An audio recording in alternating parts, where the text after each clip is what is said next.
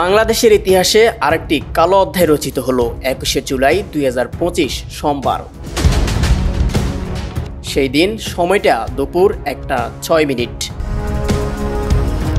যেখানে থাকার কথা ছিল শিশুরা তাদের শ্রেণীকক্ষে কলম হাতে বইয়ে চোখ রেখে, কিন্তু হঠাৎই সেই শান্ত শ্রেণীকক্ষ পরিণত হলো মৃত্যুপুরীতে।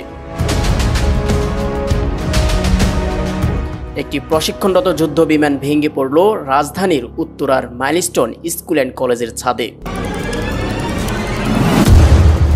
মাত্র কয়েক সেকেন্ডে ঝরে গেল অন্তত 31টি প্রাণ, যাদের মধ্যে প্রায় 25 জনই ছিল কোমলমতি শিক্ষার্থী, একটি ভবিষ্যতের প্রতিচ্ছবি। প্রাথমিক তথ্য অনুযায়ী উড্ডয়নের পরপরই বিমানটি একটি যান্ত্রিক ত্রুটি দেখা দেয়। পাইলট ফ্লাইট লেফটেন্যান্ট তৌকির ইসলাম সাগর সর্বোচ্চ চেষ্টা করেন জনবহুল এলাকায় এড়িয়ে নিরাপদে অবতরণ করতে, কিন্তু নিয়ন্ত্রণ হারিয়ে বিমানটি ভবনের উপর আছড়ে পড়ে, ভেদ করে শ্রেণীকক্ষে ঢুকে পড়ে এবং সাথে সাথে ঘটে বিস্ফোরণ ও অগ্নিকাণ্ড। ভবনের একাংশ ধসে পড়ে, জানালার গ্রিল ছিঁড়ে যায় এবং চারদিকে ছড়িয়ে পড়ে আগুন ও ধোঁয়া। প্রত্যক্ষদর্শীরা জানায়, এই উপরে উঠে আসছে, আমি বলতেছি এখানে তো অনেক বাচ্চারা আছে, আমি দৌড় দিয়ে এখানে আসতেছিলাম আর আমার মাকে বলতেছিলাম, মা বাচ্চারা মরে যাচ্ছে মা। ছুটি হবে একটু পর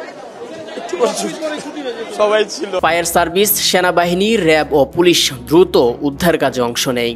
অনেক শিক্ষক ও অভিভাবক নিজের গাড়িতে আহতদের হাসপাতালে নিয়ে যান। এই মর্মান্তিক ঘটনার পর সরকার 22 জুলাই জাতীয় শোক দিবস ঘোষণা করে।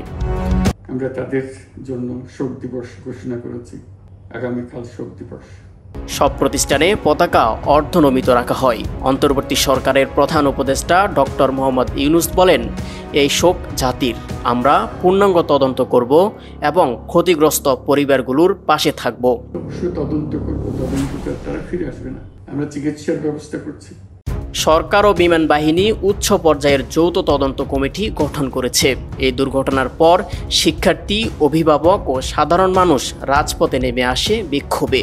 তাদের দাবি, ঝুঁকিপূর্ণ প্রশিক্ষণ বিমান যেন জনবহুল এলাকায় আর না উড়ে, নিহত পরিবারকে ক্ষতিপূরণ প্রদান এবং সামরিক উড়োজাহাজ ব্যবস্থার পূর্ণ মূল্যায়ন ও সংস্কার। বিশেষজ্ঞরা বলছেন, সেন্ডু F-7 DJI বিমানটি মূলত J-7 প্ল্যাটফর্মের উন্নত সংস্করণ হলেও এটি প্রযুক্তিগতভাবে পুরনো ও ঝুঁকিপূর্ণ। তারা মনে করেন, প্রশিক্ষণ বিমান হিসাবে এই ধরনের যুদ্ধ বিমান ব্যবহারের বিষয়টি এখন পুনরায় বিবেচনা করা উচিত। রাজনৈতিক দলগুলোর মধ্যে ব্যাপক সংহতি ও সহযোগিতা লক্ষ্য করা গেছে। সরকার ও দলীয় নেতারা একযোগে শোক প্রকাশ করেন। অনেকে সরাসরি দুর্ঘটনাস্থলে যান ও সাহায্য কার্যক্রমে অংশ নেন। এটি একটি দুর্ঘটনা নয়, এটি একটি জাতীয় ট্র্যাজেডি। এই শিশুদের মৃত্যু আমাদের ঘুম ভাঙাক। নিরাপদ আকাশ, নিরাপদ শিক্ষা প্রতিষ্ঠান, এই হোক আমাদের নতুন অঙ্গীকার।